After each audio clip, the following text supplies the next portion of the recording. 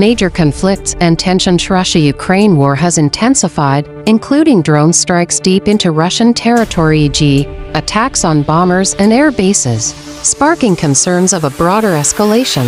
China-US tensions remain high, with recent trade talks in London and ongoing disputes over technology exports, Taiwan, and tariffs.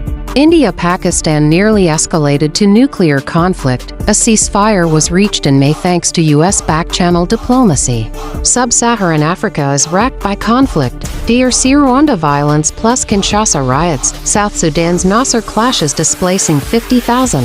Myanmar's civil war continues, exacerbating a severe humanitarian crisis with millions displaced.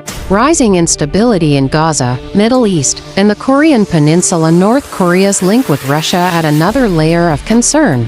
Why many feel the U.S. is bullying. Unilateral actions. U.S. frequently uses sanctions, military bases, and arms sales as leverage. China calls it bullying and disruption of global peace. Military interventions. Since 2000, the U.S. has undertaken dozens of military actions abroad. Experts describe this as kinetic diplomacy and a shift toward becoming the world's global policeman.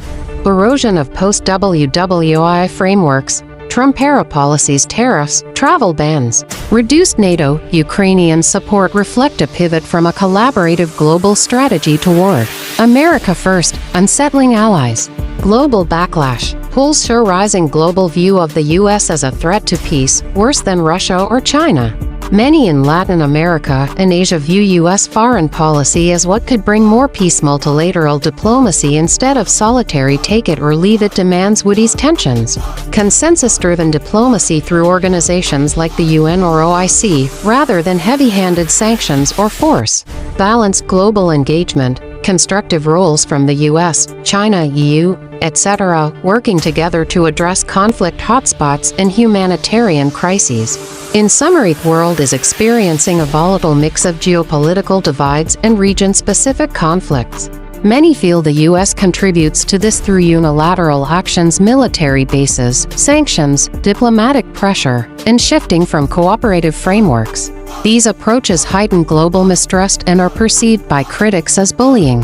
But peace is still within reach if nations engage multilaterally, respect diverse interests, and pursue shared diplomacy and development goals.